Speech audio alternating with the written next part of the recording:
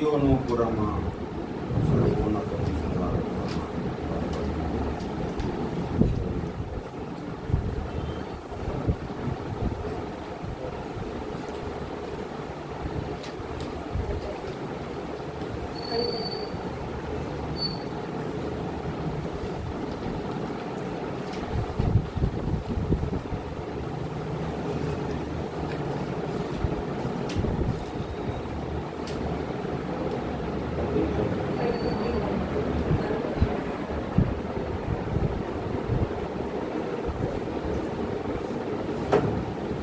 దేవునికి స్తోత్రం. హల్లెలూయా. సియోనుపురమా సర్వోన్నతుని శృంగారపురమా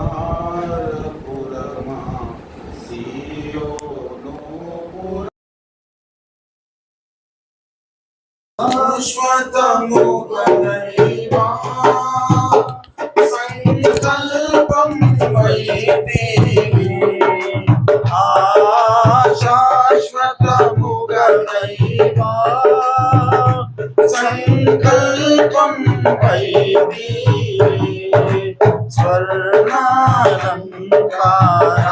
సియోను సతతము నీవే అనుభవ భాగ్యము సియోనుపురమా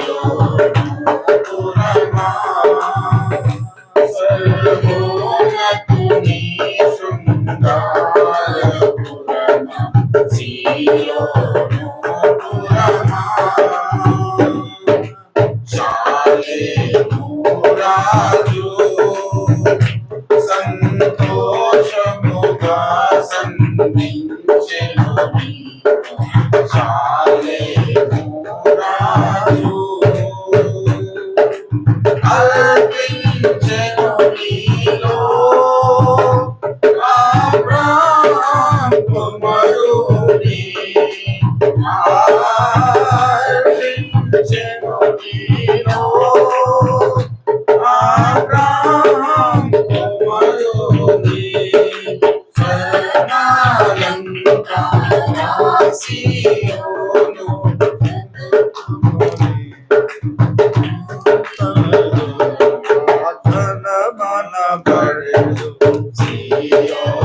సియోనుపురమా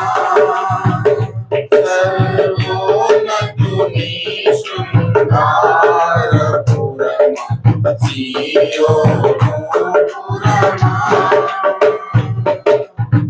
ఉత్తర దిక్కున ఎత్తైన శృంగార నగరమా ఉత్తర దిక్కున సర్వభూమికి సంతసమిడుచున్నావు సర్వభూమికి సంతసమిడుచున్నావు స్వర్ణాలంకారా సియోను పుణ్యముగా అనుచిల్లు నగరమా సియోనుపురమా సర్వోన్నతుని శృంగారపురమా సియోనుపురమా నీ నగరులయందు నివసించుచున్నాడు నీ ప్రభువు నీ నగరులయందు రాజులు కూడి నీ తేజము చూచిరి ఆ రాజులు కూడి నీ తేజము చూచిరి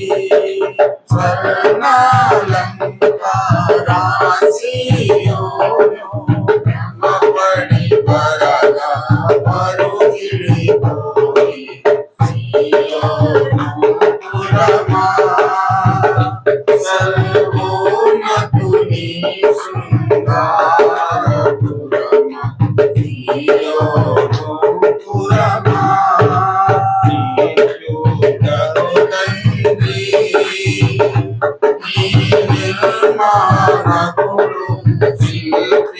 కాని నీయుండగు తండ్రి ప్రభు యేసే నిన్ను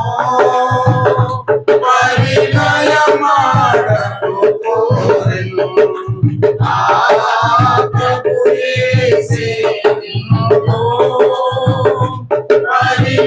పరిణయమాడను కోరెను శరణాలంకారాసియోను వైవాహిక ఆనందము నీవే సియోను పురమా గర్భోన్నతు నీ శృంగార పురమా సియోను పురమా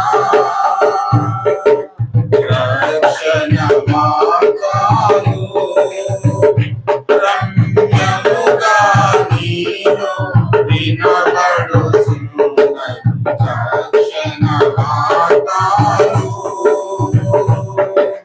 జనులెల్లా నీలో రమ్యచేనందురు ఆ జనులెల్లా నీలో రమ్యచేనందురు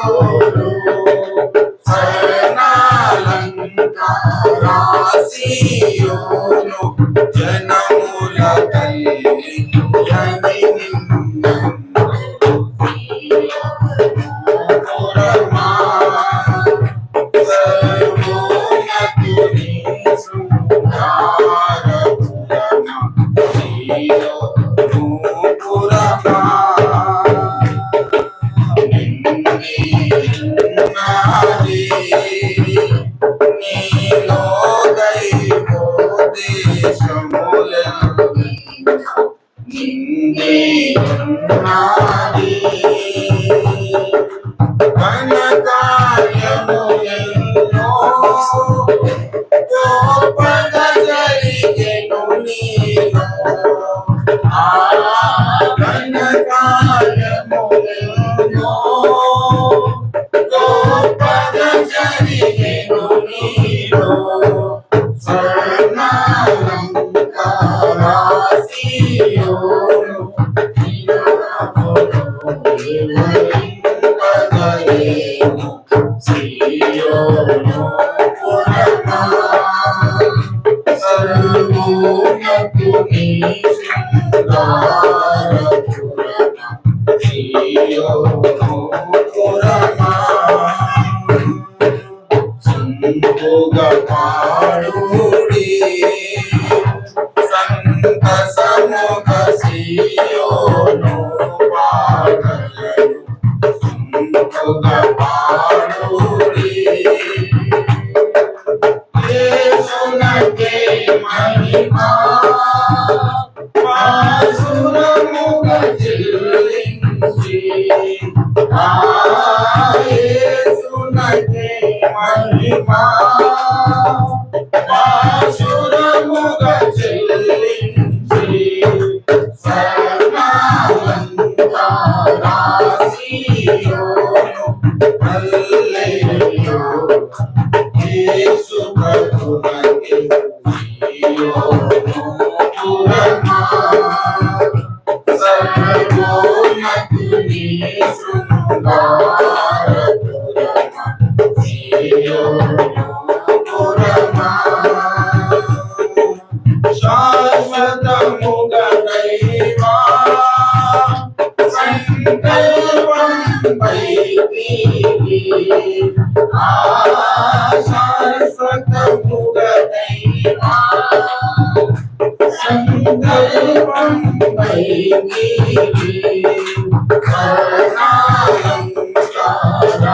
శరణాలంకారాసియోను సతతము నీవే అనుభవభాగ్యము సియోను పురమా సర్వోన్నతు నీ శృంగార పురమా సియోను పురమా.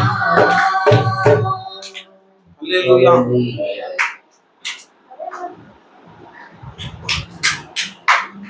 దేవునికి స్తోత్రం. హల్లెలూయా. మరి సహోదరుడు తమ్ముడు గణేష్ దంపతులు ఇద్దరు ముందుకు వచ్చి ఒక పాట పాడతారు. మనం అందరం ఎక్కిపోతాం.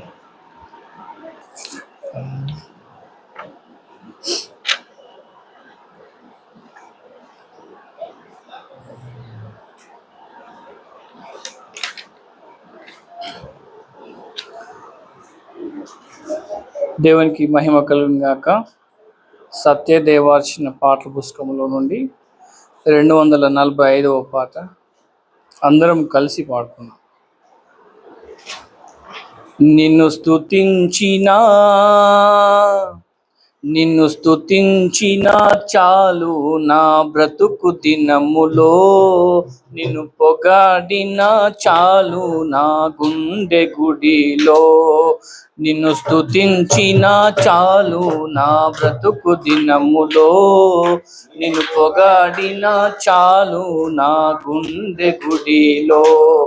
ఏమున్నా లేకున్నా నా స్థితిగతులే మారినా, ఏమున్నా లేకున్నా నా స్థితిగతులే మారినా, నీ సన్నిధిలో ఆనందించు భాగ్యమున్నా చాలు, నీ సన్నిధిలో ఆనందించు భాగ్యమున్నా చాలు. నిన్ను స్తుతించినా చాలు నా బ్రతుకు దినములో, నిన్ను పొగాడినా చాలు నా గుండె గుడిలో.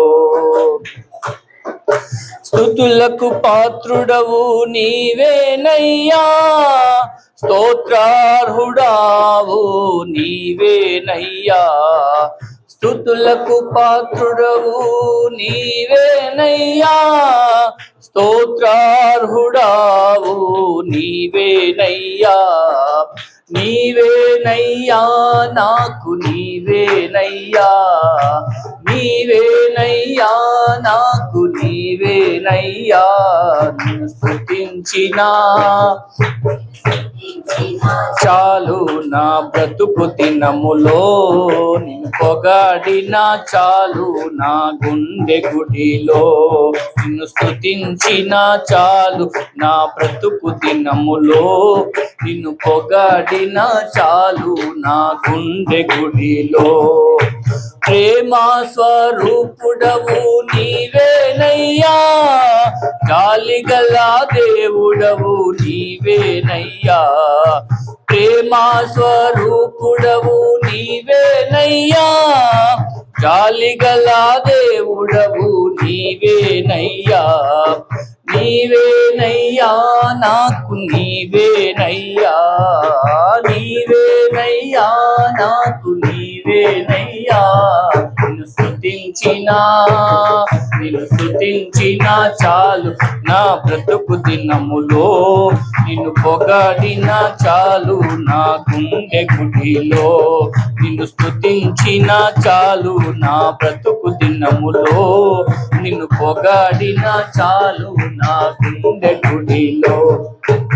ఆరాధ్య దైవము నీవేనయ్యా, ఆశ్చర్యకరుడవు నీవేనయ్యా. ఆరాధ్య దైవము నీవేనయ్యా, ఆశ్చర్యకరుడవు నీవేనయ్యా. నీవేనయ్యా నాకు నీవేనయ్యా, నీవేనయ్యా నాకు నీవేనయ్యా. నిన్ను స్తుతించినా చాలు నా బ్రతుకు దినములో, నిన్ను పొగాడినా చాలు నా. నిన్ను స్తుతించినా చాలు నా బ్రతుకు దినములో, నిన్ను పొగాడినా చాలు నా గుండె గుడిలో. ఆది సంభూతుడవు నీవేనయ్యా, ఆదరించు దేవుడవు నీవేనయ్యా. ఆది సంభూతుడవు నీవేనయ్యా, ఆదరించు దేవుడవు నీవేనయ్యా. నీవేనయ్యా నాకు నీవేనయ్యా, నీవేనయ్యా నాకు నీవేనయ్యా.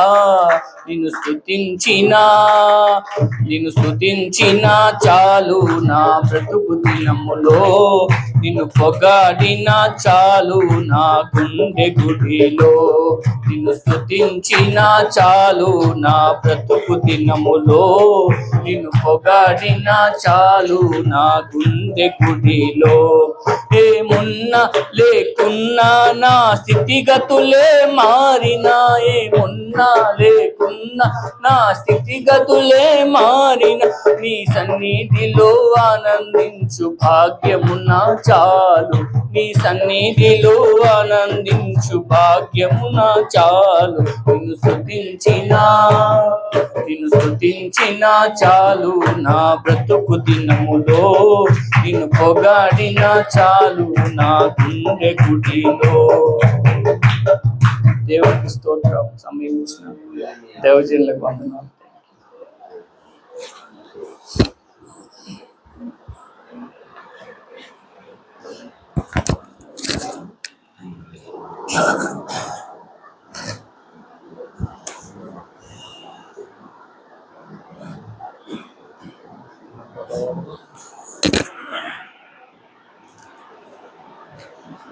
దైవజనులు నీలాం సంఘాన్ని ఒక పాట పాడు.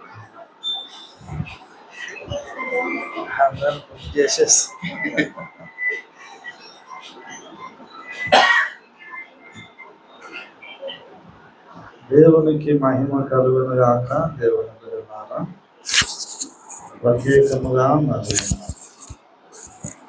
ఆహ్వానించిన స్థానిక సంఘ కాపరి దైవజనులు పాస్టర్ జోసెఫ్ గారికి, అలాగే ఇక్కడ ఉన్న ప్రియులు దైవజనులు పాస్టర్ ప్రకాష్ గారికి కూడా నా వందనాలు తెలియజేస్తా ఉన్నాను.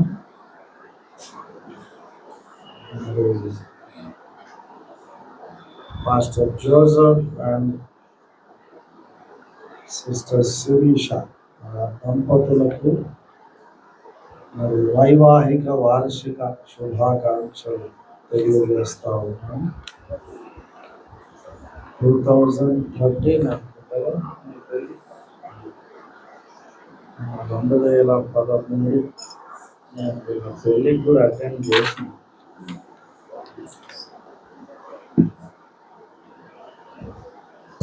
మరి అయ్యగారు పాట పాడాలని నన్ను ఇరికించేశాడు.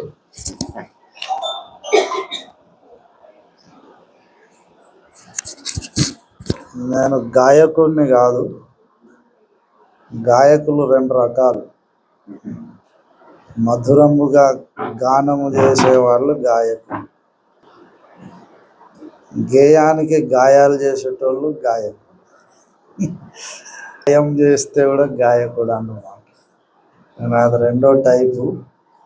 మరి ఏమైనా గాయాలైతే మరి ఇక మీరు భరించాలని మనది.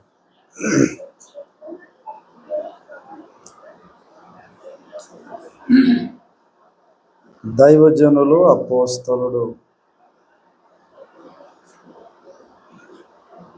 అద్దంకి రంజిత్ తోఫీరయ్య గారు రచించిన పాట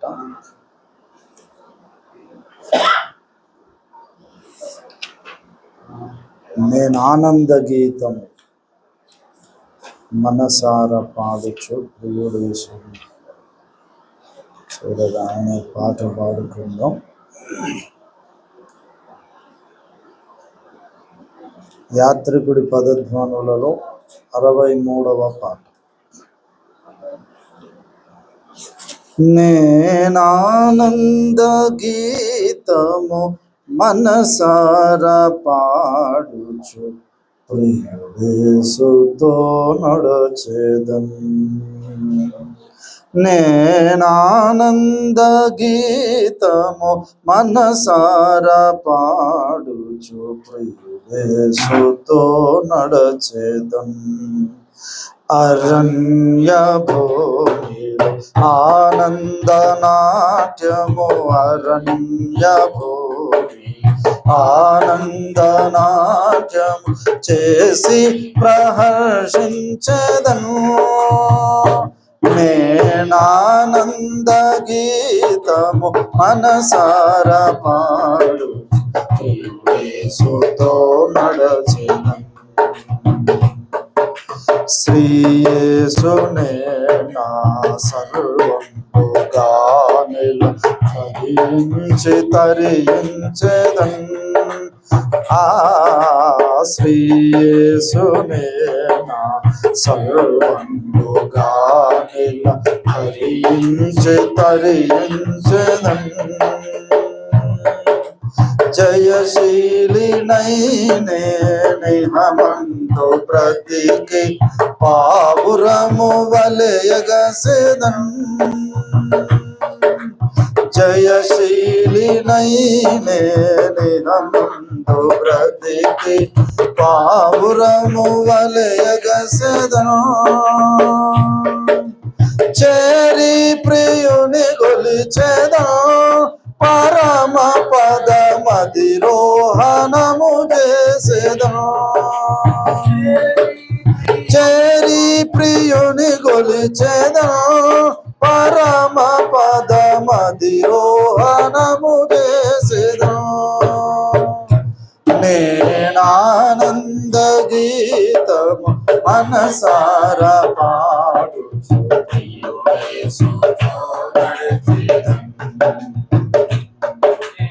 ఆనంద గీతము మనసార పాడు యేసుతో నడచెదన్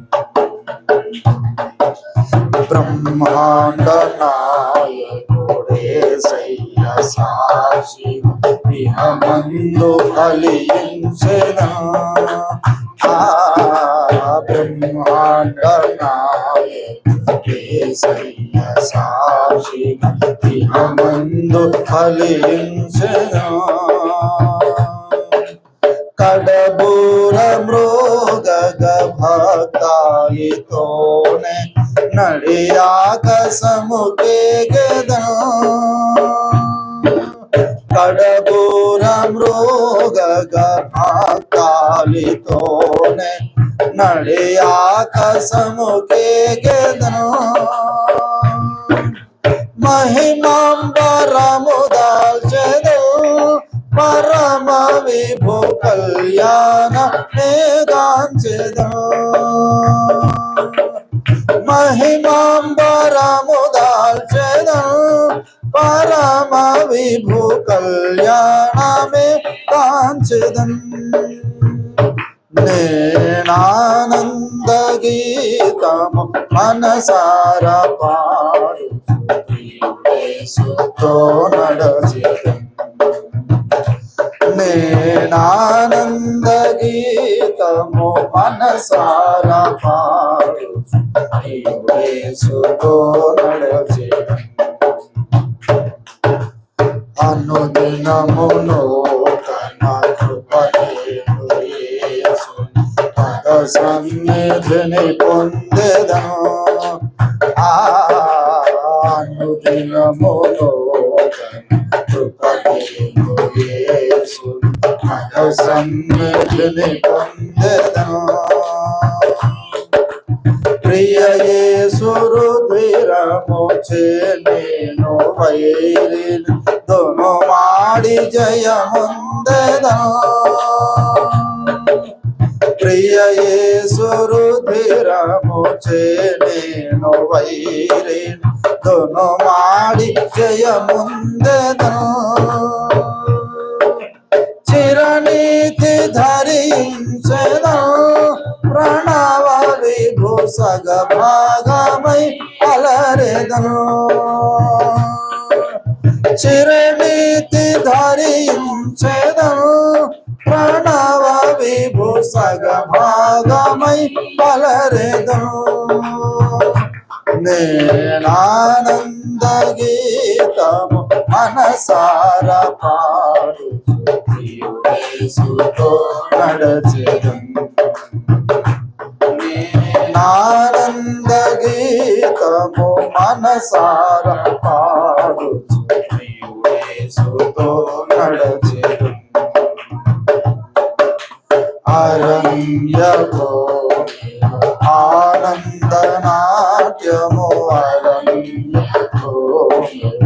ఆనందనాట్యం చేసి ప్రహర్షించెదం. నేనానంద గీతము మనసారా పాడు యేసుతో నడచెదం. నేనానంద గీతము మనసారా పాడు యేసుతో నడచెదం. హల్లెలూయా.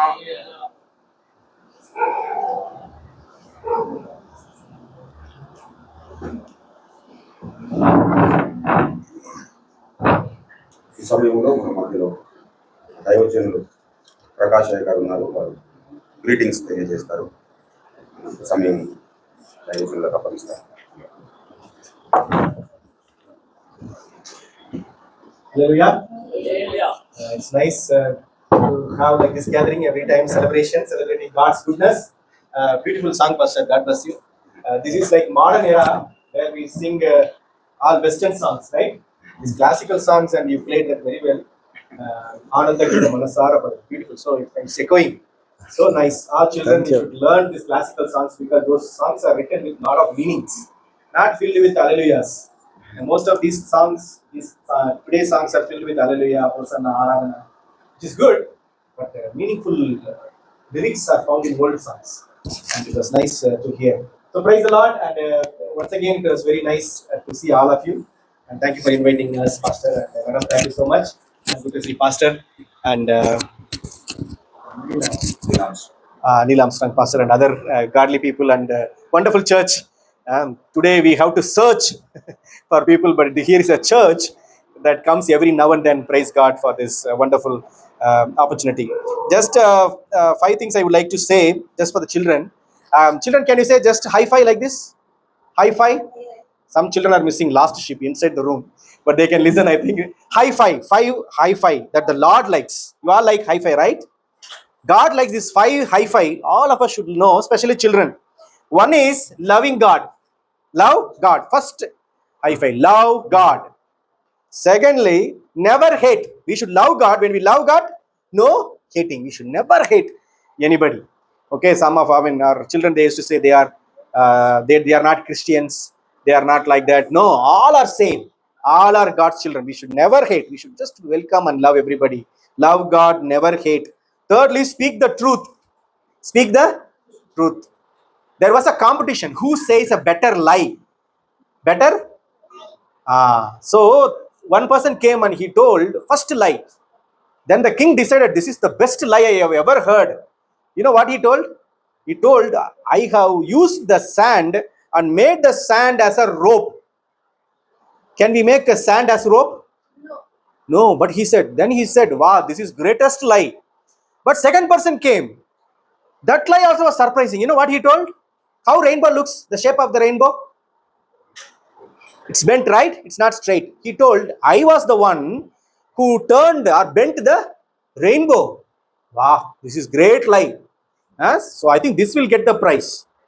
But the third person got the award. First lie also best lie. Second lie also best lie. But third person got the lie. You know what? How he lied? He told when he was making the sand to make the rope, then when he was bending the rainbow, I saw with my own eyes. Nenu chusina. Wow. This is the greatest lie. So he was given the award. So let us not say lie. Let us not lie. Only speak the truth. Even if you don't do homework, we should say, I didn't do homework. We have not memorized the Sunday school memory verse. Let's say, sorry teacher, I did not memorize. But speak the truth. Third thing. Fourth one, do what is always right. Don't do wrong. Always do right. Fourth thing. Finally, use time wisely. Use time wisely. We should not waste time. So love God. Okay. Second one, hate nobody. That means don't hate anybody. Third one, speak the truth. Fourth one, do what is right. Fifth one, use time wisely. Don't just play games. Don't just play around. Spend time for eating. Spend time for drinking water. Spend time for reading God's word. Spend time in prayer. Children, when you kneel down and pray, that is the most powerful prayer God would answer. Pray for now. Your friend is celebrating birthday. and pray for him, pray for the church, pray for your friends who don't know Jesus, pray for them. Okay, this is the high five that Christ likes. Shall we give high five to God? Yes. May God bless all of us, and this is all for all of us a great lesson, and we thank you. Every time when we come, we learn something. This is a very nice decoration. Last time you prayed for the cake, that was a new thing.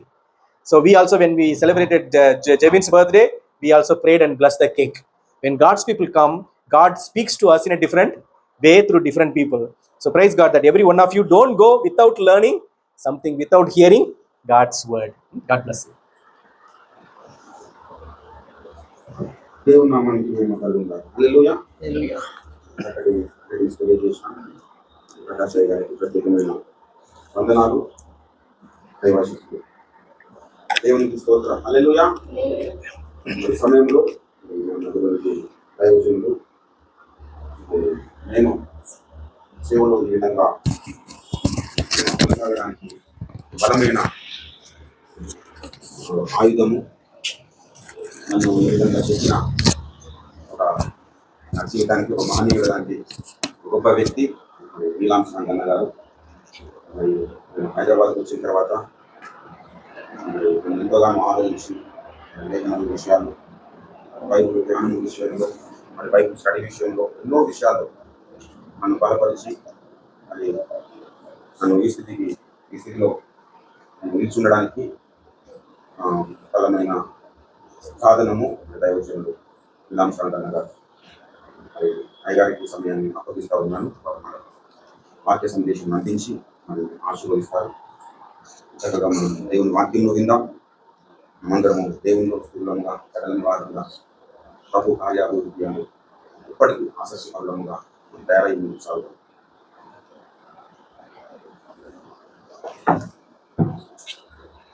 దేవునికి మహిమ కలుగును గాక. హల్లెలూయా. దేవుని బిడ్డలారా, నేను కూర్చొని చెప్తాను, మీకేం అభ్యంతరం లేదు.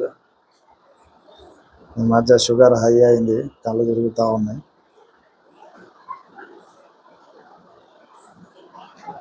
కొంచెం వాల్యూమ్ పెంచితే వినబడుతుందా?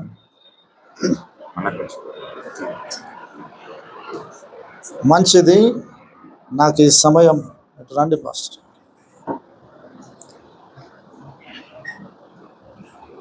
మరొకసారి మరి జోసెఫ్ శిరీష దంపతులకు వైవాహిక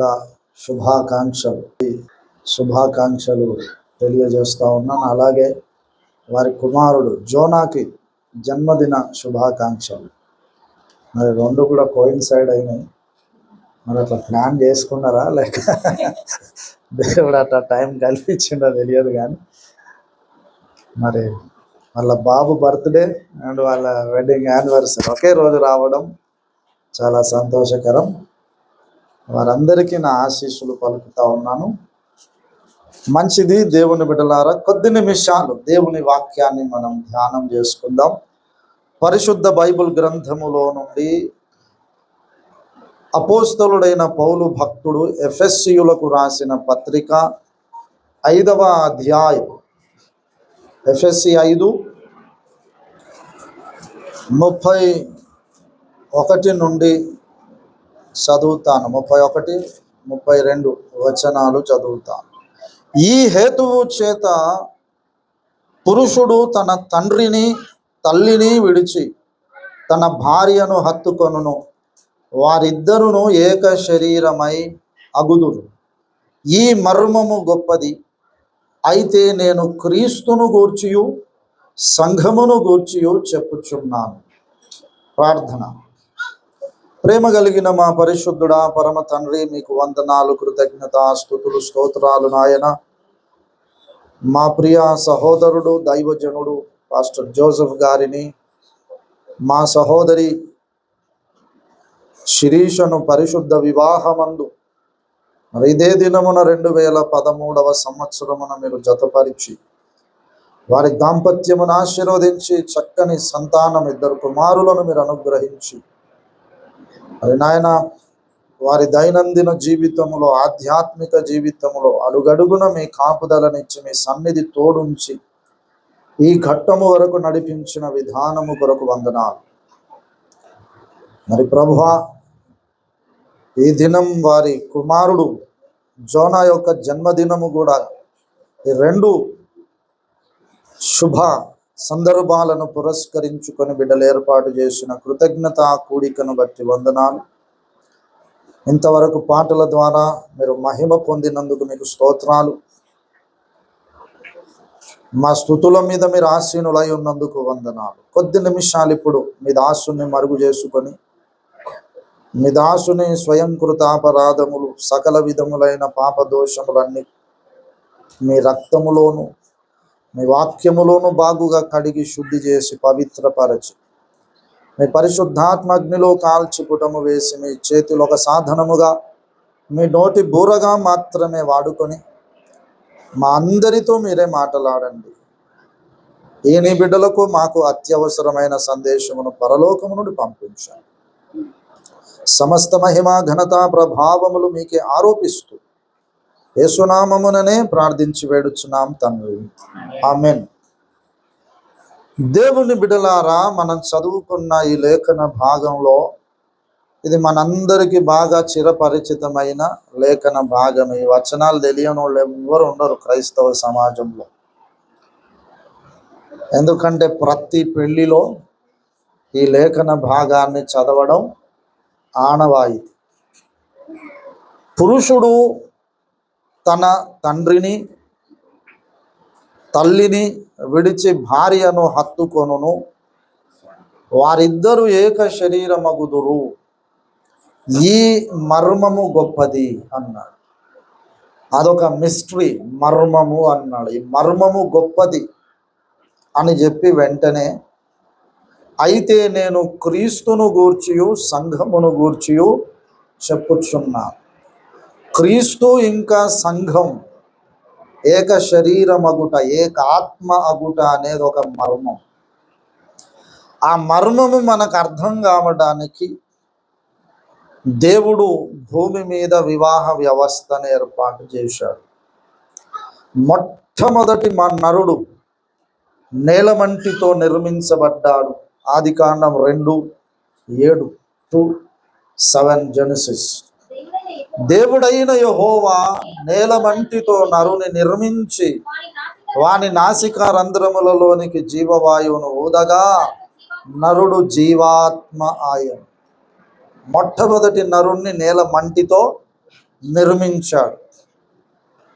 నిర్మించిన తర్వాత 18వ వచనములోనికి వచ్చేసరికి, నరుడు ఒంటరిగా ఉండటం మంచిది కాదు, వాని కొరకు సాటి అయిన సహాయమును వాని కొరకు చేయుదును అని దేవుడు అనుకున్నాడు. ఆ సాటి అయిన సహాయం ఆమె ఒక స్త్రీ. ఆమెను ఎట్లా చేశాడు? చేసే పద్ధతి బాగా గమనించాలి.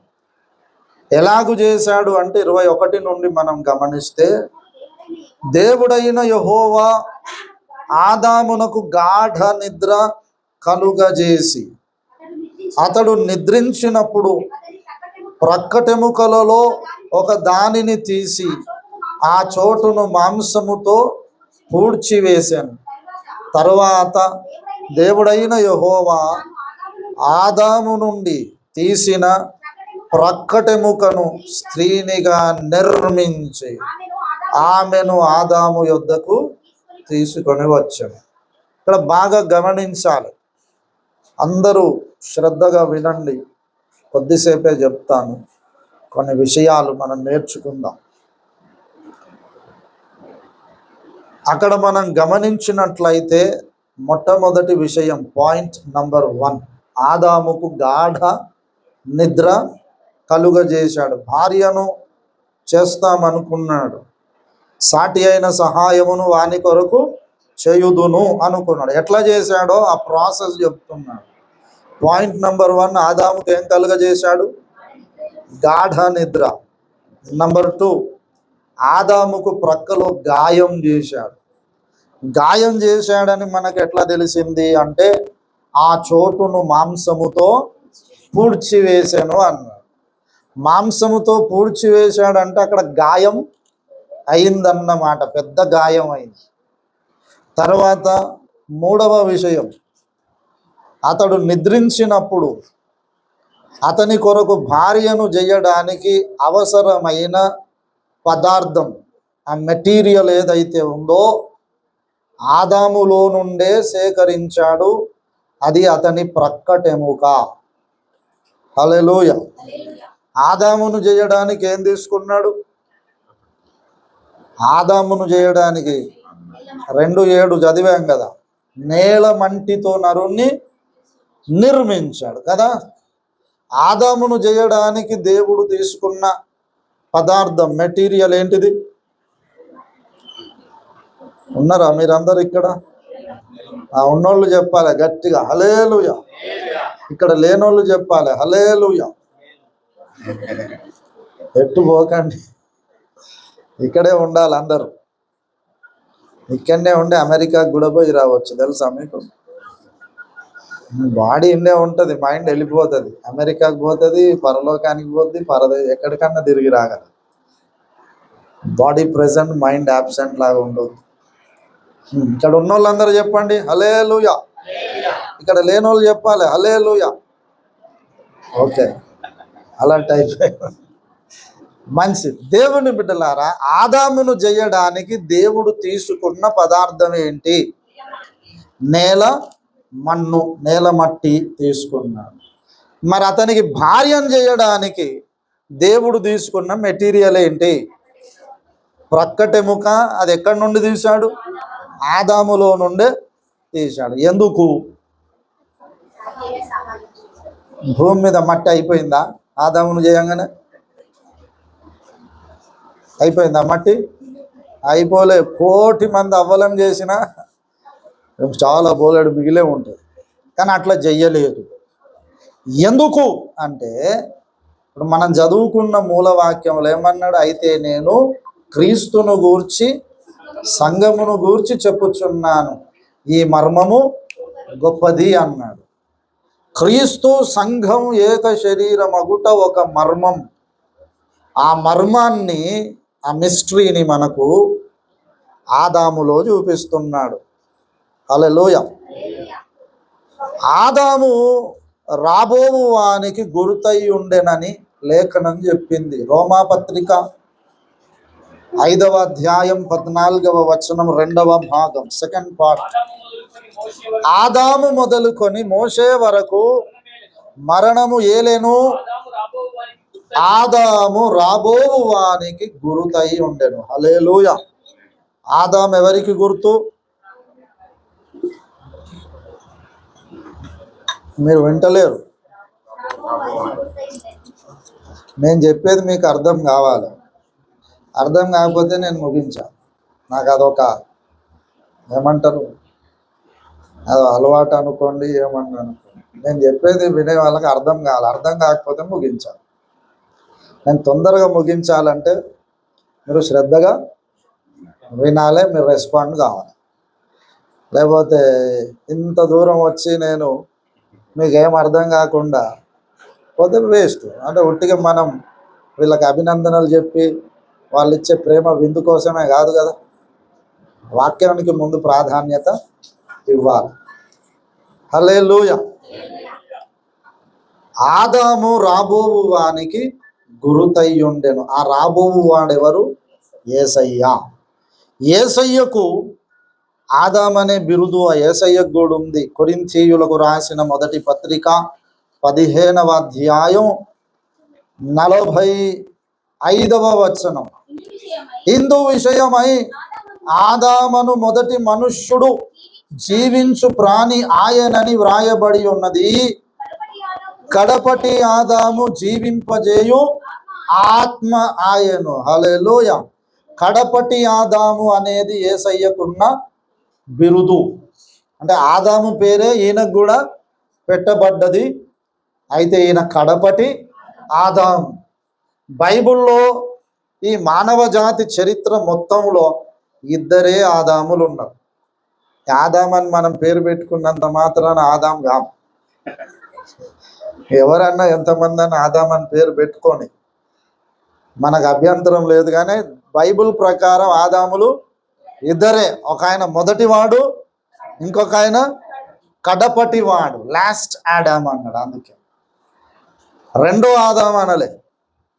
రెండో ఆదాం అన్నాం అనుకోండి, మూడో ఆదాం లైన్లోకి వస్తాడు, నంబర్ చెప్పలేదు. అందుకే మొదటి ఆదాం అన్నాడు, అతడు నేలమంటితో నిర్మించబడ్డవాడు, మన మానవ జాతికి మొట్టమొదటి మూల పురుషుడు, మొదటి వ్యక్తి.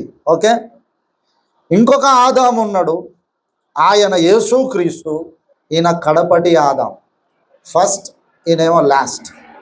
ఆయన ఫస్ట్, ఈయన లాస్ట్, అంతే, ఇద్దరే. ఈ ఇద్దరు ఆదాముల సంగతే బైబుల్ అంతా, బైబుల్ స్టోరీ అంతా వీళ్ళిద్దరు సంగతే.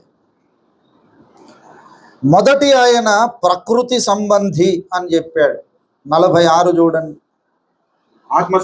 ఆత్మ సంబంధి అయినది మొదటిది, మొదట కలిగినది కాదు, మొదట కలిగినది, తర్వాత ఆత్మ సంబంధమైనది. ఇప్పుడు చూడండి 40. మొదటి మనుష్యుడు భూ సంబంధి అయి మంటి నుండి పుట్టినవాడు, రెండవ మనుష్యుడు పరలోకము నుండి వచ్చినవాడు. హల్లెలూయా. మనుషులు కూడా ఇద్దరే మనుషులు. ఇప్పుడు అందులోకి పోయినాం అనుకోండి, ఆల్ నైట్ ప్రేయర్ అయిపోతుంది. ఎందుకు ఏదో సంతోషంగా పిలిచారు, అభినందనలు చెప్పి ఇంత భోజనం చేసేద్దాం అంటే వీడొకడు తగిలి అంత మూడంత పాడు చేసి ఉండాలి మీరు అనుకుంటారు. అందుకే అందులోకి పోవట్లేదు. మనుషులు కూడా ఇద్దరే ఉన్నారు. ఒక ఆయన నేల మండితో చేయబడ్డ ఆయన, ఇంకొక ఆయన పరలోకం నుండి వచ్చిన ఆయన. వీళ్ళిద్దరే మనుషులు. ఈ మధ్యలో పుట్టుకొచ్చిన మనం ఎవరం మనుషులంగా బాధపడతారని, ఫీల్ అవుతారని మనిషి అంటాం, అంతేగాని దేవుని దృష్టిలో వీళ్ళు మనుషులు కాదు. ఎందుకు అంటే టూకీగా చెప్తా. మనిషి అంటే ఏదేను తోటలో ఆదాము హవ్వలు మాత్రమే. పాపం చేయకముందు ఆదాం మనిషి. పండు తినగానే మనిషి కాదు, పశువుతో సమానుడైపోయాడు. జంతువులకు లేక పశువులన్నింటికి కూడా రెండే ఉంటాయి, రెండే ఎంటిటీస్, శరీరం, ప్రాణం. తెలుసు కదా. మనిషిలో శరీరం, ప్రాణం, ఆత్మ ఒకటి ఎక్స్ట్రా ఉంది.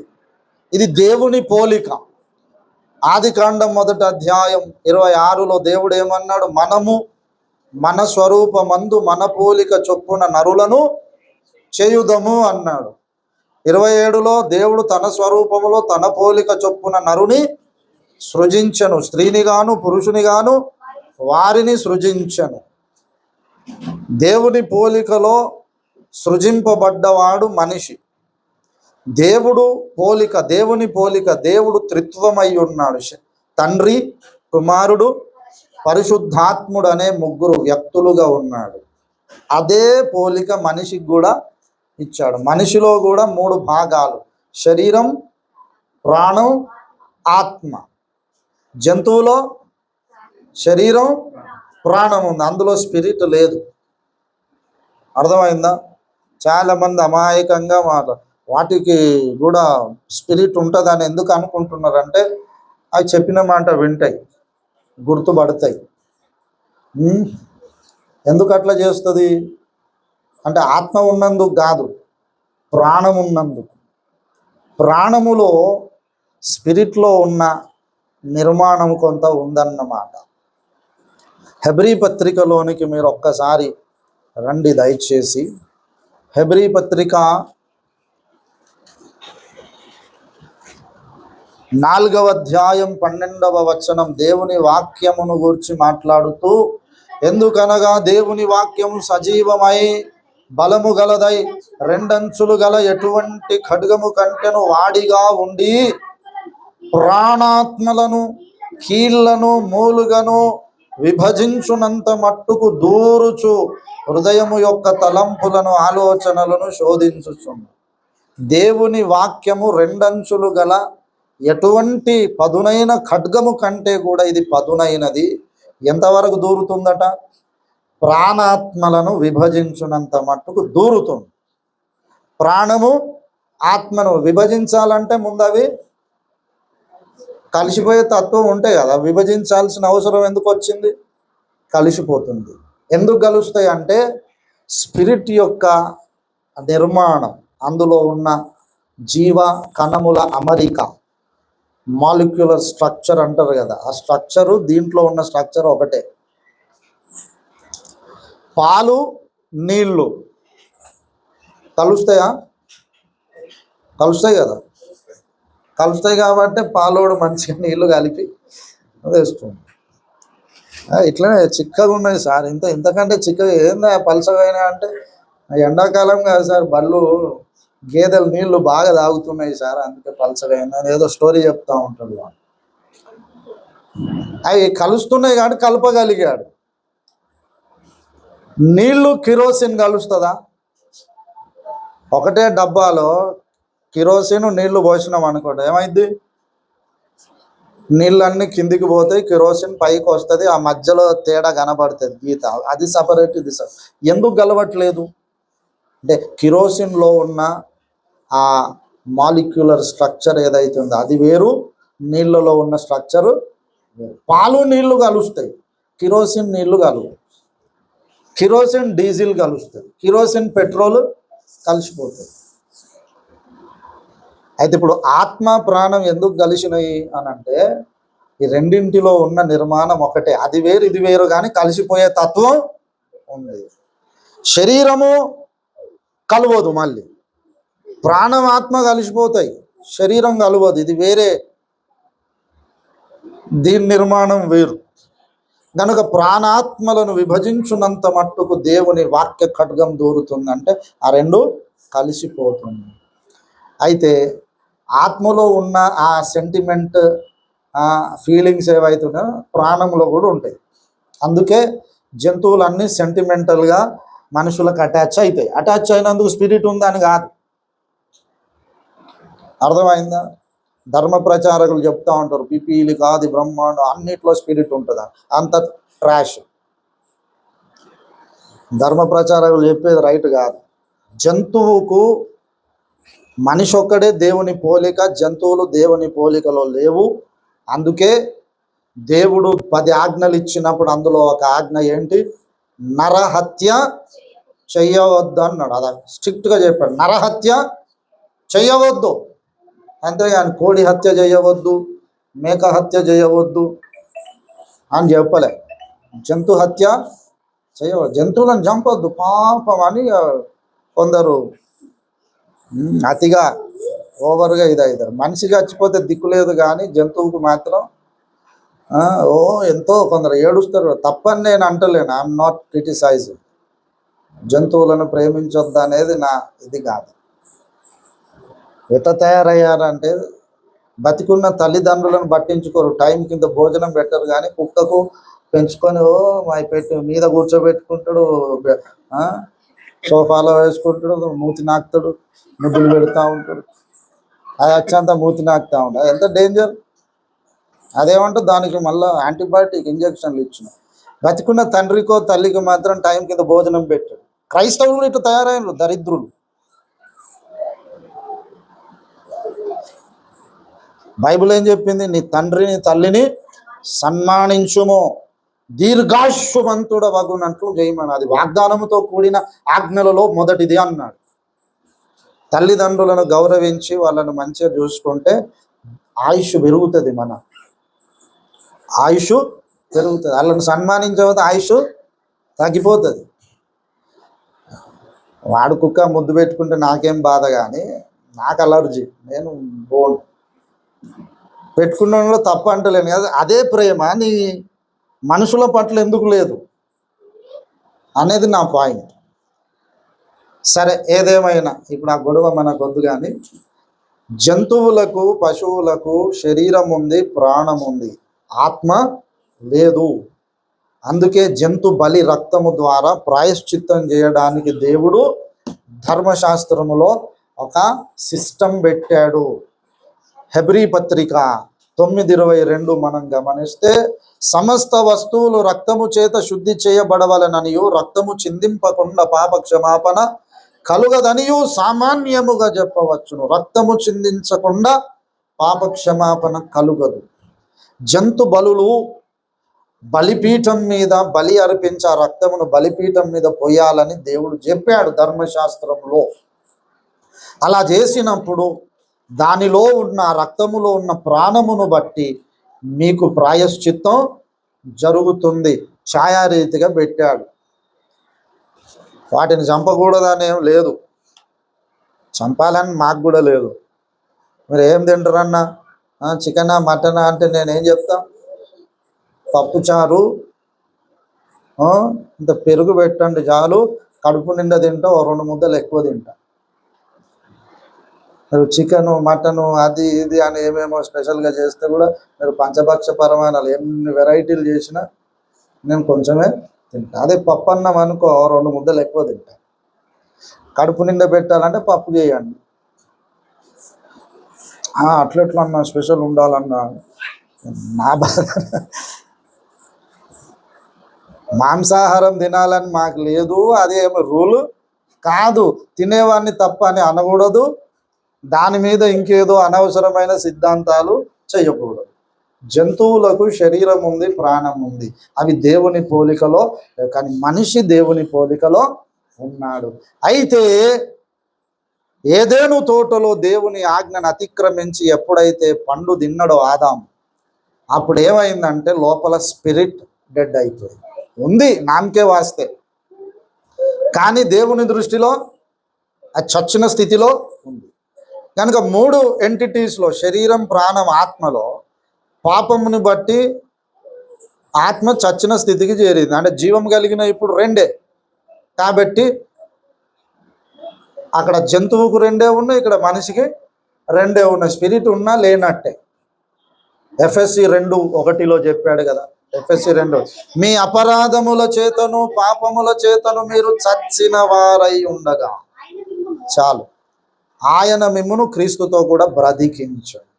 ప్రతి ఒక్కరు కూడా పుట్టుకతోనే జన్మతః పాపి కర్మణ పాపి కనుక పాపమును బట్టి మీరందరూ చచ్చిన స్థితిలోనే ఉన్నారు. మరి చచ్చిన స్థితిలో ఉన్నాడు, స్కూల్కి ఎట్లా పోయిండు, భోజనం ఎట్లా చేసిండు, ఉద్యోగం ఎట్లా చేశాడు అంటే శరీరం ప్రాణమే పనిచేస్తూ ఉన్నాయి. స్పిరిట్ ఉన్న దేవుని లెక్కలో అది డెడ్. అయితే వీడిని మనిషిగా చేయాలి. ఇక మనిషి లేడు. ఆదాము వాళ్ళు పండు తినగానే కథ మనిషి అనే హోదా నుండి జంతువు అయిపోయాడు. ఇక వాళ్ళ రక్తం పంచుకొని పుట్టిన మనమందరం కూడా పుట్టుకతోనే వాళ్ళ రక్తం ద్వారా మన లోపలికి ఏమొచ్చింది, పాప నియమం వచ్చింది, రోమా 7:23 ప్రకారం. కనుక అందరు పుట్టేటోళ్ళు అందరూ ఏం పుడుతున్నారు, మనుషులు కాదు, మనిషి అని పేరు పెట్టుకున్న పశువులు పుడుతున్నారు. దట్ ఈస్ ద అసలు విషయం. అది పుట్టాడు కానీ చచ్చిన స్థితిలో ఉన్నాడు. దేవుని లెక్కలో మాత్రం వీడు మనిషి. ఆదాము పాపం చేయకముందు మనిషి, మొదటి మనుష్యుడు. తర్వాత ఇంకో మనుషుడు పరలోకం నుండి వచ్చిన్నాడు. పాపము లేనప్పుడే మనిషి, పాపం జరిగినాక మనిషి కాదు. యేసయ్య పరలోకం నుండి దిగి వచ్చాడు. ఆయన జన్మతః కూడా పరిశుద్ధుడే, కర్మణ పరిశుద్ధుడు కాబట్టే సిలువలో బలి అయి మరణించి సమాధి చేయబడ్డాక 3వ దినమున మరణం గెలిచి లేచాడు. హల్లెలూయా. ఇద్దరే మనుషులు. ఇప్పుడు మన సంగతి ఏంటంటే మనల్ని మనుషులు చేయడానికి ఆయన బలి అయ్యాడు. ఎవడైతే ఆయనను నమ్మి బాప్తిస్మం పొంది వాక్యానికి లోబడతాడో వీడు క్రీస్తుతో కూడా బ్రతికించబడ్డాడు. అంటే చచ్చిన స్థితిలో ఉన్న స్పిరిట్ని బ్రతికించాడు కాబట్టి ఇప్పుడు మళ్ళీ త్రిత్వం అయ్యాడు. హల్లెలూయా.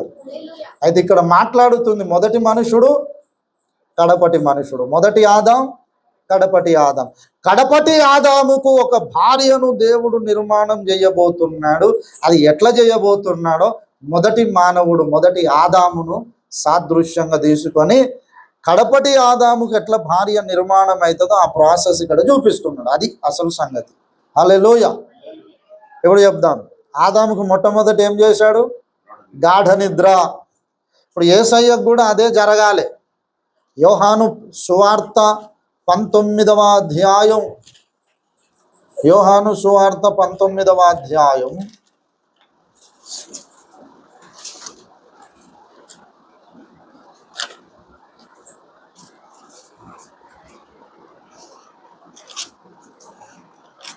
19వ 19వ అధ్యాయం 33 నుండి చూడండి.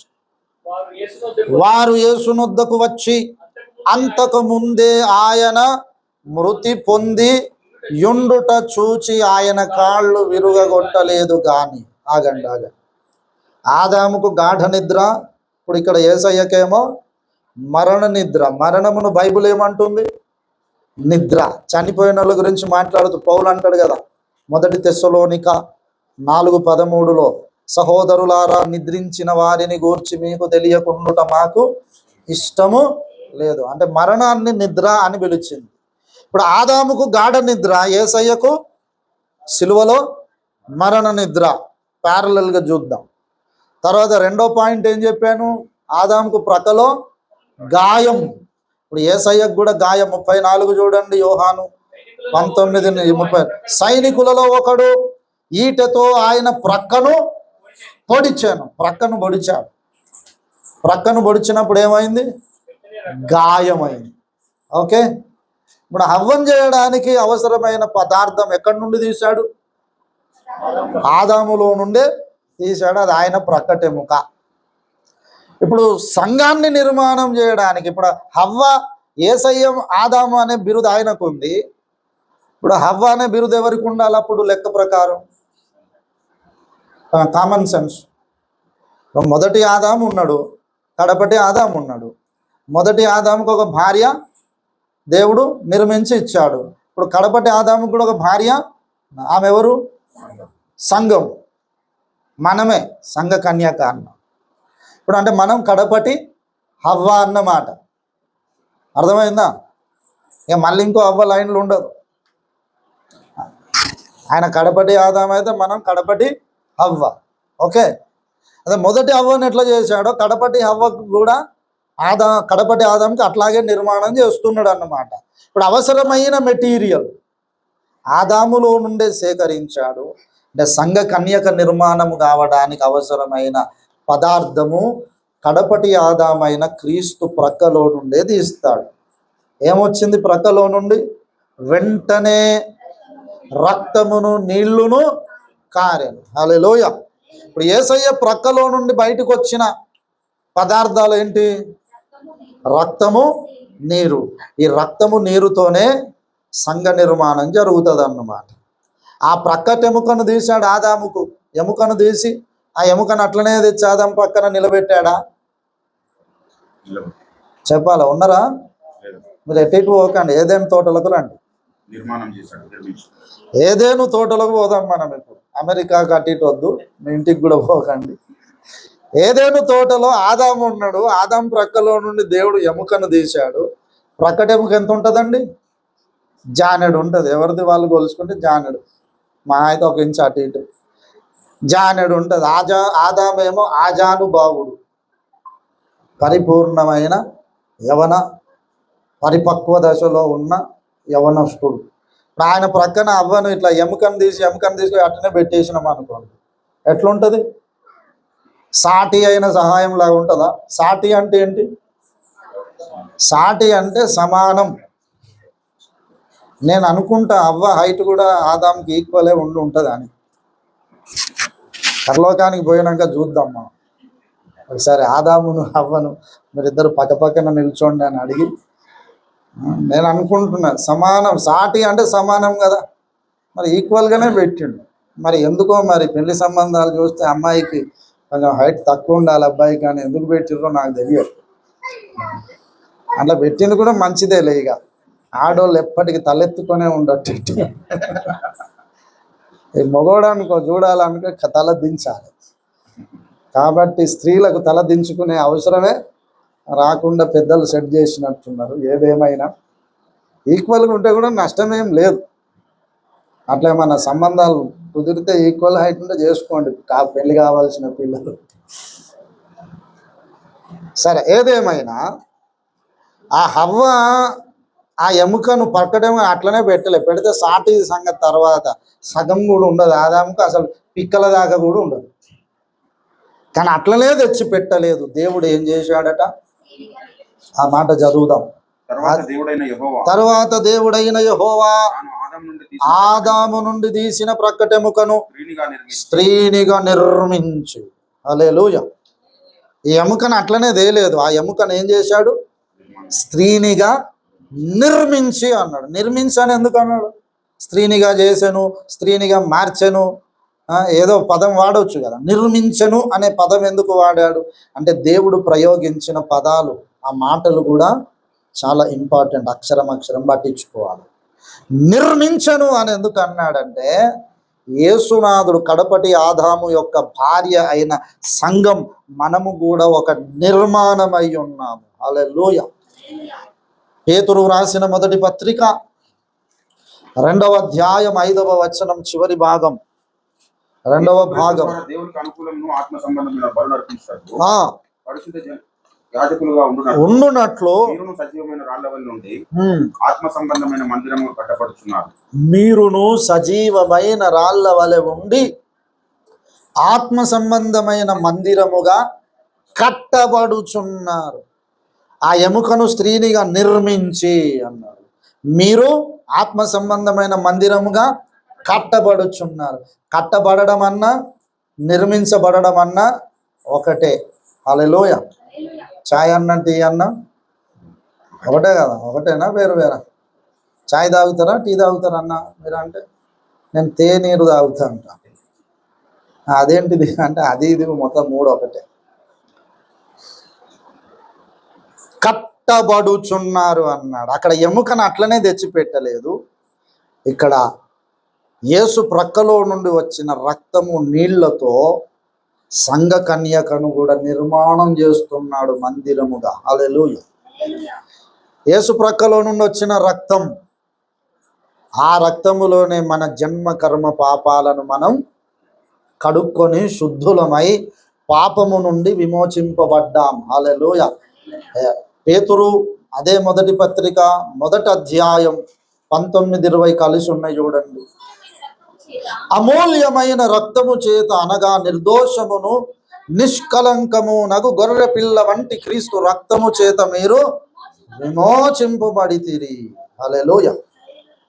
యేసు ప్రక్కలో నుండి వచ్చిన రక్తం, ఆ అమూల్యమైన రక్తములో మన పాపాలు కడుక్కొని పాపము నుండి మనము విమోచింపబడ్డాం. హల్లెలూయా.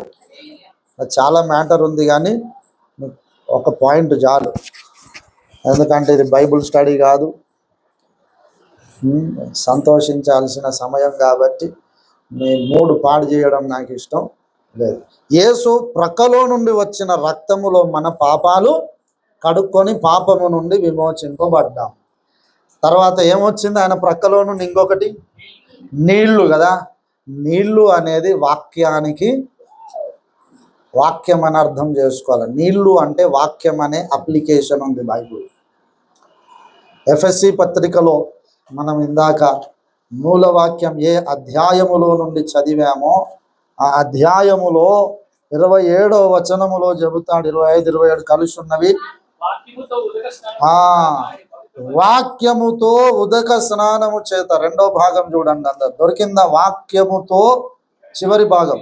వాక్యముతో ఉదక స్నానము చేత దానిని పవిత్రపరచి పరిశుద్ధపరచుటకాయ దాని కొరకు తన్ను తాను అప్పగించుకొనెను. హల్లెలూయా. వాక్యముతో ఉదక స్నానం అన్నాడు. అంటే వాక్యాన్ని ఉదకముతో, ఉదకం అంటే ఏంటి? నీళ్లు.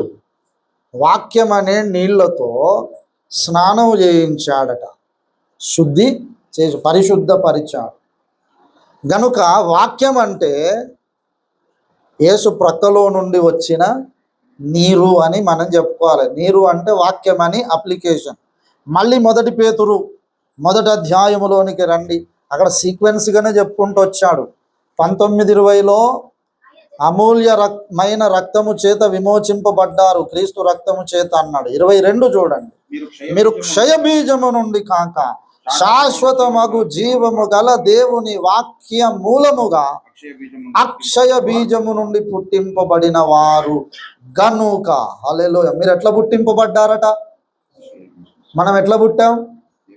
క్షయ బీజము నుండి కాక శాశ్వతమగు జీవము గల దేవుని వాక్యమూలముగా పుట్టాం. అంటే దేవుని వాక్యానికి పుట్టాం. అంటే యేసు ప్రక్కలో నుండి వచ్చిన నీళ్లు అంటే వాక్యం అనే అక్షయ బీజం అని అర్థం. హల్లెలూయా. ఏంటా వాక్యం?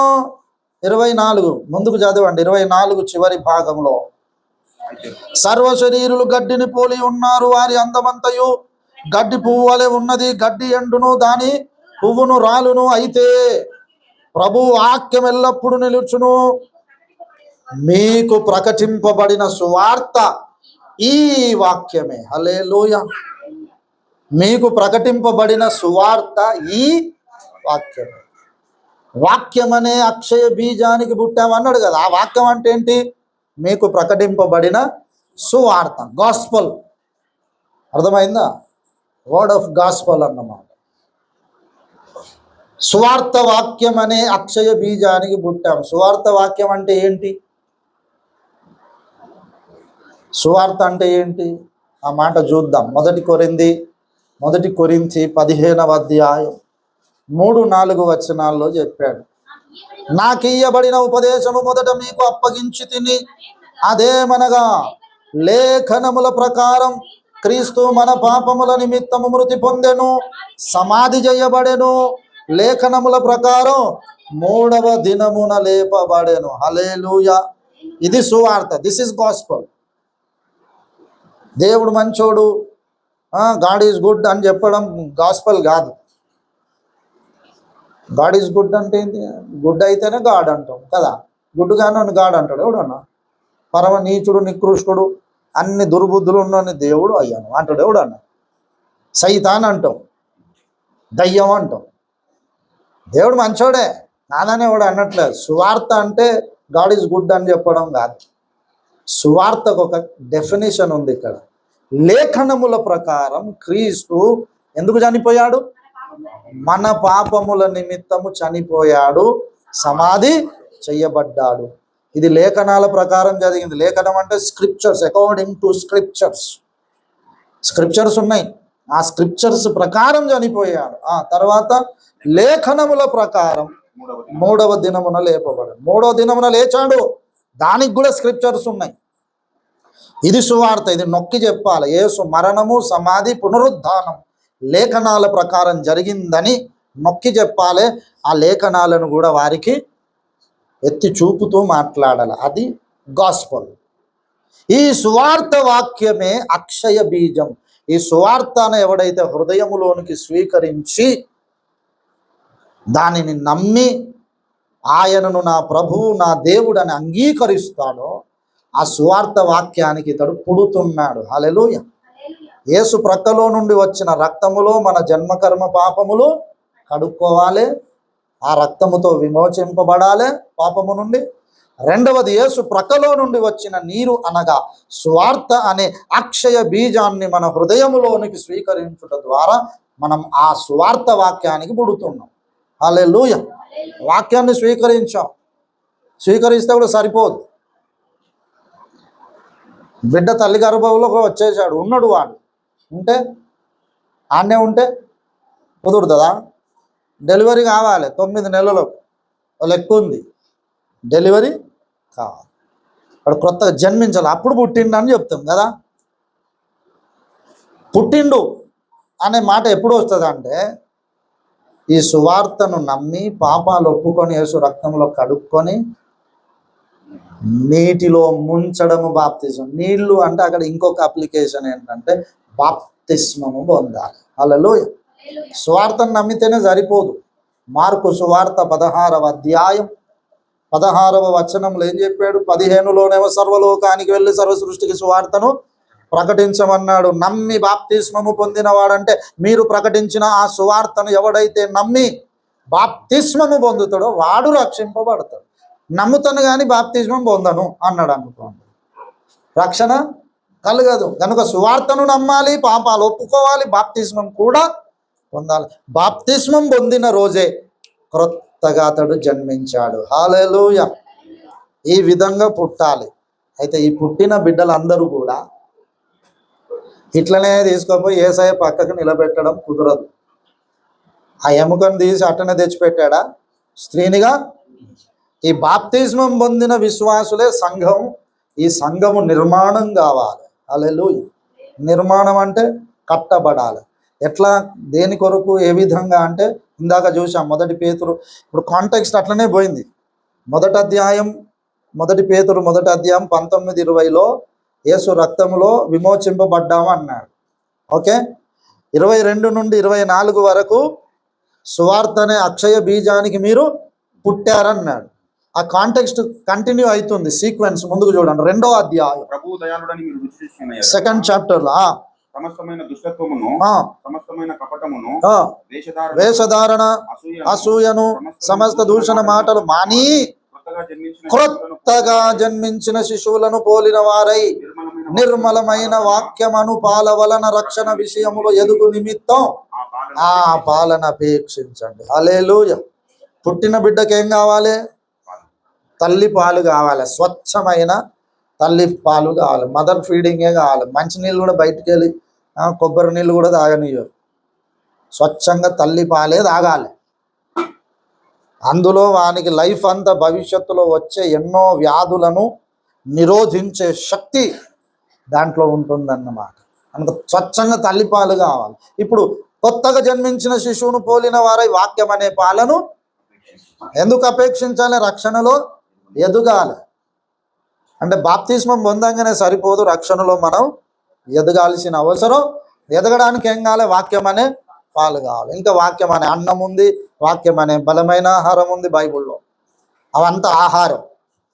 అదే సీక్వెన్స్లో చెప్పుకొచ్చి 5వ వచనంలో ఏమన్నాడు? మీరు సజీవమైన రాళ్ల వలె ఉండి ఆత్మ సంబంధమైన మందిరముగా కట్టబడుచున్నారు. అంటే రక్షణలో ఎదగడమే కాదు, ఈ విశ్వాసులందరూ కూడా ఆత్మ సంబంధమైన మందిరముగా కట్టబడాలి. ఇప్పుడు ఫీడింగ్ అంటే ఏంది? పాలు, వాక్యమే. యేసు ప్రక్కలో నుండి వచ్చింది ఏంటని చెప్పుకున్నాం? నీళ్ళు. నీళ్ళు అంటే వాక్యం. ముందు సువార్త వాక్యం, తర్వాత పాలు అనే వాక్యం, తర్వాత అన్నము అనే వాక్యం. 1 కొరింథీ 3వ అధ్యాయం 1-2 వచనాలు ఉంటాయి, తర్వాత చూసుకోండి, టైం పోతా ఉంది కనుక చెప్తుంది. అలాగే హెబ్రీ 5:14లో వయసు వచ్చిన వారు మేలు కీడులను వివేచించుటకు సాధకము చేయబడిన జ్ఞానేంద్రియములు కలిగి ఉన్నారు, బలమైన ఆహారము వారికే. ఇప్పుడు పాలు అన్నా, అన్నం అన్నా, బలమైన ఆహారం అన్నా ఏంటది? వాక్యమే. వాక్యం అనే పాలు, వాక్యం అనే అన్నం, వాక్యం అనే బలమైన ఆహారం తింటే మనం రక్షణలో ఎదుగుతూ ఉంటాం. ఓకే, ఎదగడమే కాదు, ఆయన కొరకు మందిరముగా కట్టబడాలి. స్పిరిచువల్ చర్చ్గా నిర్మాణం కావాలి. ఇప్పుడు చర్చ్ కట్టాలంటే ముందేం కావాలి? కట్టడం. ఏ నిర్మాణానికి అయినా, ఇల్లు అయినా, గుడి అయినా, గోపురం ఏం కట్టాలి? కట్టాలంటే ఏముంటుంది? పునాది ఉంటుంది. అంటే మనకు ఒక పునాది ఉంది, అపోస్తలులు ప్రవక్తలు వేసిన పునాది అన్న పునాది వాక్యం ఉంది. జస్ట్ రెఫరెన్స్లు చెప్తాను, నోట్ చేసి తర్వాత చూసుకోండి. 1 కొరింథీ 3వ అధ్యాయం 10 నుండి 14 వరకు మీరు నోట్ చేసుకోండి. అక్కడ పౌలు అంటాడు, నేర్పరి అయిన శిల్పకారుని వలె నేను పునాది వేశాను, ఈ పునాది యేసుక్రీస్తే అంటాడు. ఆ పునాది మీద ప్రతివాడు ఎట్లా కడుతున్నాడో చూసుకోమంటాడు. వేయబడినది తప్ప మరొక పునాది ఎవడు వేయ నేరడు అన్నాడు. ఆ పౌలే మళ్ళీ ఎఫెసీ 2:20లో క్రీస్తు యేసు ముఖ్యమైన మూలరాయి అయి ఉండగా, ఎఫెసీ 2:20 అపోస్తలులు ప్రవక్తలు వేసిన పునాది మీద మీరు, క్రీస్తేమో ముఖ్యమైన వాడు, మూలరాయి. మూలరాయి అంటే మొదటి రాయి, ఫస్ట్ స్టోన్. తరువాత అపోస్తలులు ప్రవక్తలు వేసిన పునాది. అదేంటో చెప్పలేదు, అక్కడ చెప్పలేదంటే ఇంకెక్కడో చెప్పాడు. ఎక్కడ చెప్పాడు?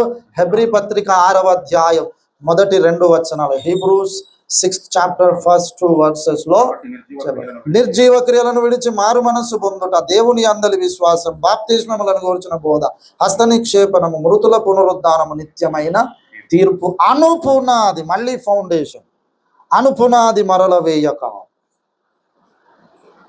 ఇప్పుడు ఈ పునాది ఇదంతేంటిది? మళ్ళీ వాక్యమే. ఇప్పుడు ఎన్ని రకాల వాక్యాలు వచ్చినాయి? సువార్త, ఆ వాక్యం అనే అక్షయ బీజం, దానికి పుట్టాం. తర్వాత వాక్యం అనే పాలు, తర్వాత వాక్యం అనే అన్నం, వాక్యం అనే బలమైన ఆహారం. ఇప్పుడు ఏమో పునాది వాక్యం. ఆ పునాది వేసుకోవాలి, ఆ పునాది మీద అప్పుడు గోడలు లేపాలి. ఆ పునాది మీద గోడలు లేపాలి. బుద్ధి గలవాడి ఇల్లు కట్టాను, బండ మీద పునాదేసి కట్టాను. బుద్ధి లేని వాడి ఇల్లు కట్టాను, ఇసుక మీద పునాదేసి కట్టాడు. ఏమైందట? గాలి వాన వరద వచ్చి కొట్టగానే బుద్ధి లేనోని ఇల్లు కూలిపోయింది, బుద్ధి గల వాంది నిలబడ్డది. ఎందుకు వాంది కూలిపోయింది? నాగార్జున సిమెంట్ వాడలేదా వాడు? దేవుని మాట లేకపోతే ఇప్పుడు మునగాడు సిమెంట్ వాడలేదా? ఏం వాడలేదు. వాడు ఏ సిమెంట్ అన్నా వాడాడు. ప్రాబ్లం ఏడుంది? పునాది లేదు. పునాది వాక్యం ఒకటి ఉంది, దాన్ని తేటగా మనం నేర్చుకొని దాని మీద నిర్మాణం కావాలి. ఇంత ప్రాసెస్ ఉంది. హల్లెలూయా. మనం చదివిన మూలవాక్యంలోనికి వద్దాం. పురుషుడు తన తండ్రిని తల్లిని విడిచి భార్యను హత్తుకొనును, వారిద్దరు ఏక శరీరమై యుందురు, ఏక శరీరం అగుదురు. ఈ మర్మం గొప్పది. అయితే నేను క్రీస్తును గూర్చి సంఘమును గూర్చి, క్రీస్తు సంఘం ఏక శరీరం అగుట అనేది ఒక మర్మం. ఆదాము దగ్గరికి అవ్వని తెచ్చిపెట్టాడు నిర్మాణం చేసినాక. అప్పుడు ఆదాము అన్నాడు, నా ఎముకలలో ఒక ఎముక, నా మాంసములో మాంసం నరునిలో నుండి తీయబడ్డది కనుక నారి. ఇప్పుడు సంఘ కన్యక ఎక్కడి నుండి తీయబడ్డది? క్రీస్తులో నుండి తీయబడ్డది కదా. ఆయన ప్రక్కలో నుండి వచ్చిన రక్తము నీళ్ళ ద్వారా ఏమే పుట్టింది, నిర్మాణం విమోచింపబడ్డది, సువార్త వాక్యానికి పుట్టింది, రక్షణలో ఎదిగింది, ఆయన కొరకు ఆత్మ సంబంధమైన మందిరముగా నిర్మాణమైంది. ఇప్పుడు ఈమె ఎక్కడి నుండి వచ్చింది అంటే యేసు ప్రక్కలో నుండి వచ్చింది. హల్లెలూయా. ఇప్పుడు నన్ను అడిగాను, నువ్వు ఎట్లా పుట్టినావు అంటే నేనేం చెప్తా? మా అమ్మ నాయనలకు పుట్టినారు. వాళ్ళు ఎట్లా పుట్టినారు? వాళ్ళ అమ్మ నాయనలు చూపిస్తారు, వాళ్ళ అమ్మని చూపిస్తారు, వాళ్ళ అమ్మని చూపిస్తారు. వెనుకకి పోయినాక హేబెల్ కదా, హేబెల్నే మనం పలకరించే అవకాశం ఉంటుంది. కయ్యను కదా అని అంటే వాడిని పలకరించే అవకాశం మనకు ఉండదు. వాడేమో నరకానికి పోతాడు కదా. పరలోకానికి వచ్చేది హేబెల్ నువ్వు ఎట్లా పుట్టినావు అంటే ఏం చెప్తాడు? హవ్వను చూపిస్తాడు కదా. హవ్వమ్మను చూపించి ఆ హవ్వమ్మ ఆమె గర్భంలో నుండి మళ్ళీ హవ్వను అడిగితే ఏం చెప్తుంది? హవ్వ నువ్వెట్లా పుట్టినావు అంటే ఏం చెప్తా? ఆమె ఆదాము ప్రక్కను చూపిస్తుంది. హల్లెలూయా. ఆదాము ప్రక్కలో ఉన్న గాయాన్ని చూపించగలవు, ఇక్కడ నుండి నేను పుట్టిన అంటే. హవ్వ యొక్క జన్మస్థానం అది. మరి కడపటి హవ్వ జన్మస్థానం ఏది? క్రీస్తు ప్రక్క. హల్లెలూయా. ఇంకా చాలా ఉంది. టూకే జస్ట్ మీకు ఒక పిక్చర్ అట్లా అవుట్లైన్ అట్లా గీశాను, చిత్రం మీ మనోనేత్రాల మీద. అయితే మనమందరము యేసయ్య కొరకు ఆత్మ సంబంధమైన మందిరముగా కట్టబడాలి, ఎదగాల్సిన అవసరం ఉంది. ఎంతవరకు ఎదగాలి అంటే దానికి ఒక కొలబద్ద ఉంది, పారామీటర్ ఉంది. అది చూసి ముగించుకుందాం. ఎఫ్ఎస్సి 4:11 చదవండి. ఎఫ్ఎస్సి 4:11.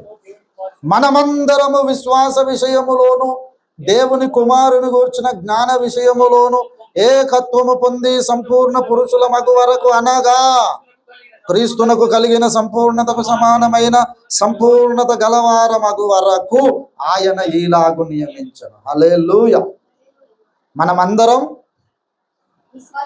సంపూర్ణులం కావాలి. విశ్వాస విషయంలో ఏకత్వం పొందాలి, సంపూర్ణ పురుషులం. సంపూర్ణ పురుషుడు అంటే అక్కడ డెఫినేషన్ చెప్పాడు, డిఫైన్ చేశాడు.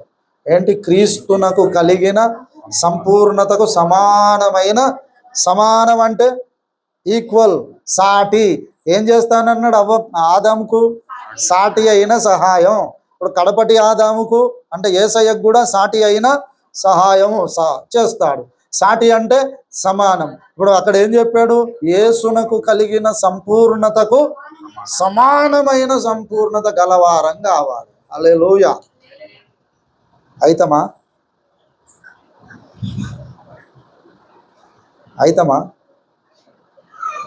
కాకపోతే ఆయన పెళ్లి చేసుకునేది ఉండదు, ఫినిష్. స్త్రీనిగా నిర్మించినాక తెచ్చిపెట్టిండా? మేము అయ్యేటట్టు లేం ప్రభు, ఇంతనే ఉంటాం జానెడు, ఎటన్నా చేసి అలా నిలబెట్టు ప్రభు అంటే కుదరదు. సంపూర్ణులం కావాలని దేవుడు కోరుతున్నాడు. మనం కూడా కావాలని కోరుకోవాలి. కోరుకుంటే దానికి తగ్గట్టుగా మనం మన వంతు కృషి ఉండాలనా లేదా? మరి ఎప్పుడైతే సంపూర్ణం కావాలంటే వాక్యానికి టైం ఇవ్వాలి, వాక్యాన్ని బాగా ధ్యానించాలి. మనల్ని సంపూర్ణులను చేయడానికి ఏం చేశాడట? 13వ వచనంలో చెప్పాడు, ఎఫెసీ 4:13లో కొందరిని క్షేమాభివృద్ధి పొందుటకు పరిచర్య ధర్మము జరిగించుటకు కొందరిని అపోస్తలులుగా, కొందరిని ప్రవక్తలుగా, సువార్థికులుగా, కొందరిని కాపరులు, ఉపదేశకులుగా నియమించు. హల్లెలూయ. మనలను యేసునకు కలిగిన సంపూర్ణతకు సమానమైన సంపూర్ణత మనలో ఎదిగించడానికి, సంపూర్ణతకు ఎదిగించడానికి దేవుడు ఈ 5 రకాల లేదా 4 రకాల సేవక వర్గాన్ని పెట్టాడు. ఈ సేవకులను మనం ఏం చేయాలి? గుర్తించాలి, గౌరవించాలి, వాళ్ళ సేవలను వినియోగించుకోవాలి. హల్లెలూయా. సేవలు వినియోగించుకోవాలంటే వాళ్ళని వాడుకోవాలి. వాడుకోవడం అంటే, అన్న కొంచెం 1000 రూపాయలు అవసరం ఇస్తావా? లేదా అయ్యగారు నేను కొంచెం బయట ఉన్నా, మా ఇంటికి గ్యాస్ వాడు వచ్చిందట, కొంచెం పోయి ఆ గ్యాస్ బండ తీసుకెళ్ళి రిసీవ్ చేసుకో. ఇవి ఇట్లా వాడుకోవడం కాదు. అట్లా కూడా వాడుకోండి, చేస్తాం. ఓపికన్నంత వరకు, అవకాశం ఉన్నది అట్లా కూడా చేస్తాం. కానీ వాటికే పరిమితి అయిపోయి అసలు ఎందుకు మనం సంపూర్ణం కావాలి? యేసుకు కలిగిన సంపూర్ణత రావాలి అంటే ఎట్లా వస్తుంది అంటే వీళ్ళ యొక్క వాక్య సేవ ద్వారా, వాళ్ళ వాక్య ఉపదేశము ద్వారా మనం వస్తాం. ఉపదేశం ద్వారా వస్తాం అంటే మనం మనలను మనం అప్పగించుకోవాలి. హల్లెలూయా. అప్పగించుకుంటే టైం చూడొద్దుగా. చర్చికి వచ్చేసి ఎప్పుడు ముగిస్తాడా అబ్బా, చాలా పొద్దున్నే చికెన్ వండుకొని వచ్చిన చల్లబడి సతికైపోయేటట్టున్నది, కొంచెం తొందరగా వదిలేస్తే వేడి వేడి తిందాం అనుకుంటే వాట్ ఈస్ దిస్? ఎప్పుడు చికెన్ మీద ఉన్నది. మరి సంపూర్ణుడు ఎప్పుడవుతాడు? అది మళ్ళీ యేసు ఎంత సంపూర్ణుడో సాటి అంటే ఆయనకు సమానమైన సంపూర్ణత రావాలి. పర్వాలేదు, కొంచెం వస్తే కూడా అడ్జస్ట్ చేసుకుంటాడు అంటే కుదరదు. పెళ్లి సంబంధం చూసేటప్పుడు పిల్లగాడు ఏం కోరుకుంటాడు? అమ్మాయిలో కొంచెం ముక్కు వంకర ఉంది, చెల్లనేదో అనుకుంటాడా? అన్ని వీడు ఎట్టున్నా సరే అమ్మాయి మాత్రం మంచిగా ఉండాలని కోరుకుంటా. No compromise. ఎన్ని విధాలు చెప్పు, వానికి మనసుకు నచ్చితేనే తప్ప ఓకే అన్నాడు.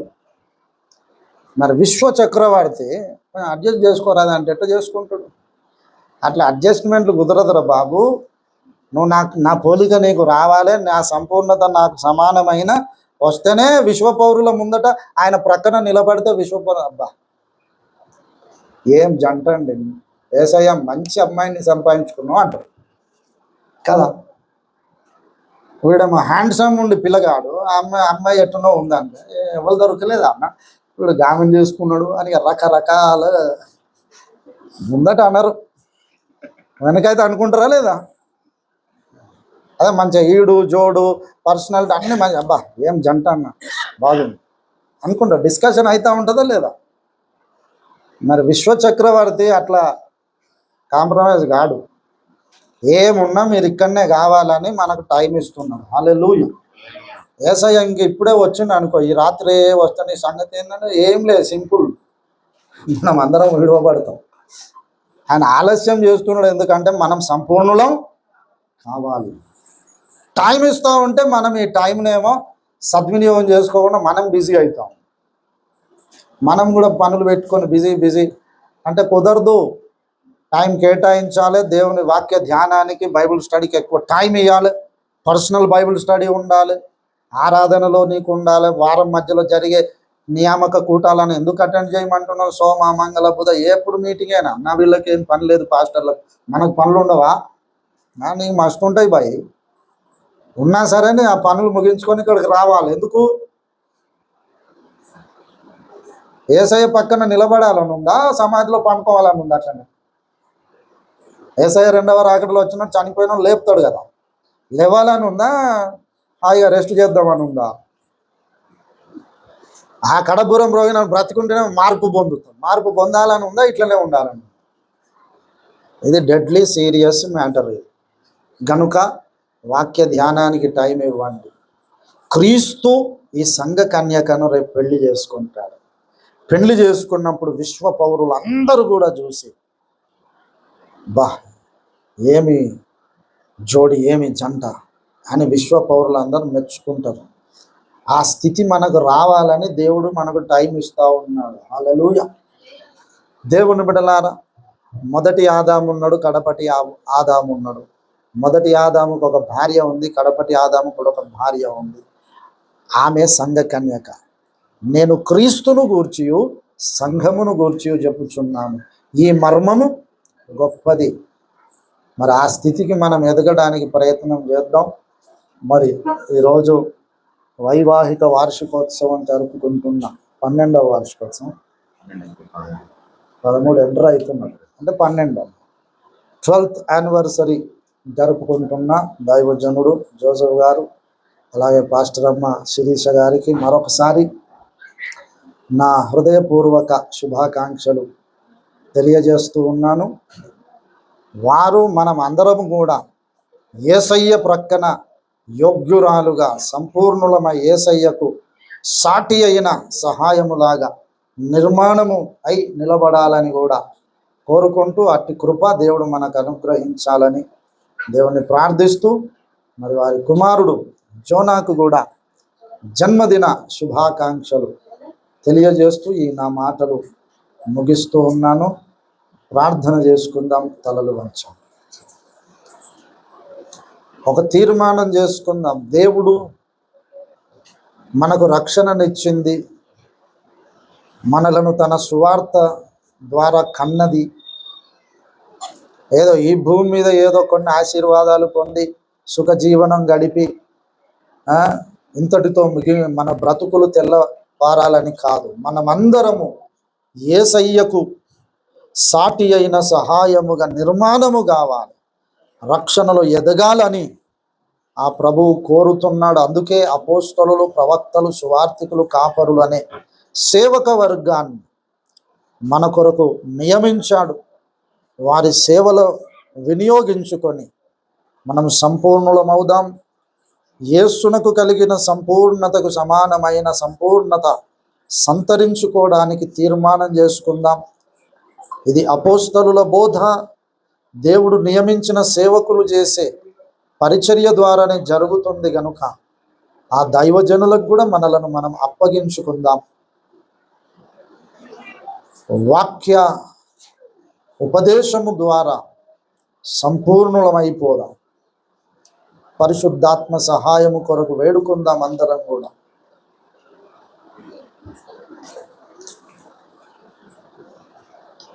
ప్రార్థన.